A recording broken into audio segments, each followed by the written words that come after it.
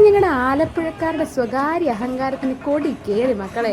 വേറൊന്നുമല്ല, ഞങ്ങളുടെ നെഹ്റു ട്രോഫി വള്ളംകളി. ഇത്തവണത്തെ വള്ളംകളി അത് ഞങ്ങൾ പൊളിക്കും. ഘോഷയാത്ര എന്നൊക്കെ പറഞ്ഞു കഴിഞ്ഞാൽ അമ്മാതിരി ഘോഷയാത്രയായിരുന്നു.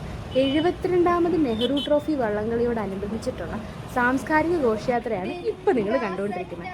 കാണാനും മാത്രം ഉണ്ടായിരുന്നില്ല പൊന്നു മക്കളെ. പല പല സ്കൂളുകളിലെ പല പല പ്രകടനങ്ങളുമായിട്ട് വന്ന ഒരുപാട് വിദ്യാർത്ഥികൾ. എത്ര നാളത്തെ എഫേർട്ടായിരിക്കും അവരുടേത്.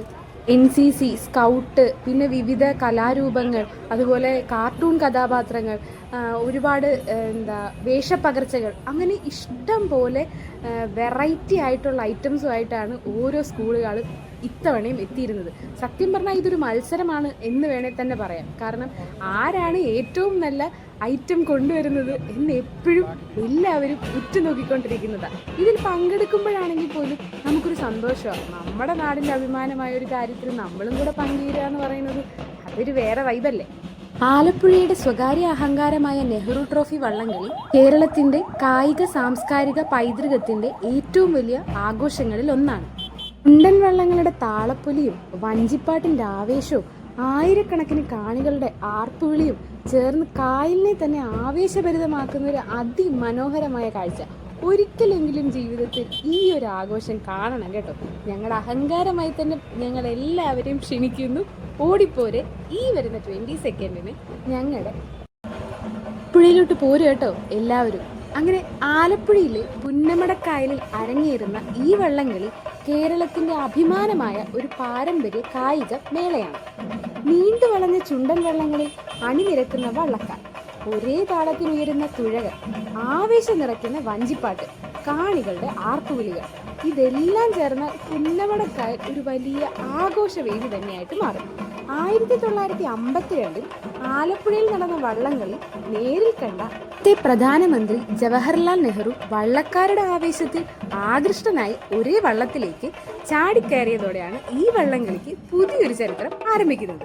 പിന്നീട് അദ്ദേഹത്തിന്റെ സ്മരണയ്ക്കായി നൽകപ്പെട്ട വള്ളംകളി ട്രോഫിയാണ് ഇന്ന് നെഹ്റു ട്രോഫി എന്ന പേരിൽ അറിയപ്പെടുന്നത്. ചുണ്ടൻ വള്ളങ്ങളുടെ വേഗം മാത്രമല്ല ഇവിടെ മത്സരിക്കുന്നത്, അതിനു പിന്നിലുള്ള കൂട്ടായ്മയും പരിശീലനവും അർപ്പണബോധവും കൂടിയാണ് ഇവിടെ മത്സരിക്കുന്നത്. ഓരോ തുഴയും ഒരേ താളത്തിൽ ചാലിക്കുമ്പോൾ അതൊരു മത്സരം മാത്രമല്ല, കേരളത്തിൻ്റെ പാരമ്പര്യവും സംസ്കാരവും ഒരുമിച്ച് തുഴയുന്ന ഒരു മനോഹര കാഴ്ച കൂടിയാണ്. ആലപ്പുഴയുടെ കായലിൽ നിന്ന് ലോകത്തിൻ്റെ ശ്രദ്ധയിലേക്ക് കേരളത്തിൻ്റെ സ്വന്തം വള്ളങ്ങളിൽ നെഹ്റു ട്രോഫി എത്തിയത് ഞങ്ങൾ എല്ലാവരും അഭിമാനിക്കുന്നൊരു കാര്യം തന്നെയാണ്. ഓരോ വർഷവും ആയിരക്കണക്കിന് ആളുകളെ ആലപ്പുഴയിലേക്ക് ആകർഷിക്കുന്ന ഈ വള്ളംകളി കേരളത്തിൻ്റെ പാരമ്പര്യത്തിൻ്റെയും കൂട്ടായ്മയുടെയും ഏറ്റവും മനോഹരമായ കാഴ്ചകളിൽ ഒന്നാണ്. നീണ്ടു കിടക്കുന്ന ചുണ്ടൻ വള്ളങ്ങൾ, ഒരേ താളത്തിൽ ഉയരുന്ന 100 കണക്കിന് തുഴ. ഇവിടെ മത്സരം വേഗത്തിൻ്റേത് മാത്രമല്ല, ഒരേ മനസ്സോടെ ഒരേ താളത്തിൽ ഒരേ ലക്ഷ്യത്തോടെ തുഴയുന്ന ഒരു കൂട്ടം മനുഷ്യരുടെ ഐക്യത്തിൻ്റെയും അധ്വാനത്തിൻ്റെയും കൂടിയാണ് ഈ മത്സരം. ഒരു വള്ളം മുന്നോട്ട് കുതിക്കുമ്പോൾ അതിനൊപ്പം കുതിക്കുന്ന കാണികളുടെ ആവേശവും വഞ്ചിപ്പാട്ടിൻ്റെ താളവും കേരളത്തിൻ്റെ പാരമ്പര്യവും കൂടിയാണ് ഞങ്ങളുടെ ഈ ഉത്സവം. കായലിലെ ഓരോ തുഴയിലും ഓരോ കഥയുണ്ട്, ഓരോ വള്ളത്തിനും ഓരോ നാടിൻ്റെ അഭിമാനമുണ്ട്. ഇതാണ് ഞങ്ങളുടെ വള്ളംകളി.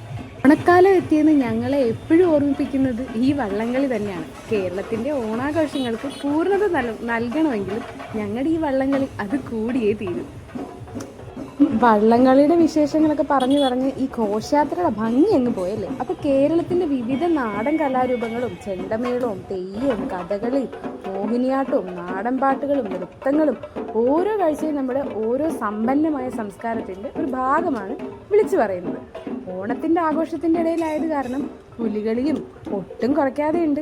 ഞങ്ങളുടെ ദാനൂട്ടൻ്റെ കുട്ടിക്കാല ഓർമ്മയിൽ ഒരു നല്ല ഓർമ്മയായിട്ട് ഇന്നത്തെ ഘോഷയാത്ര അത് മാറിയിട്ടുണ്ടാവും എന്നാണ് ഞങ്ങളുടെ വിശ്വാസം. അപ്പോൾ ബൈ.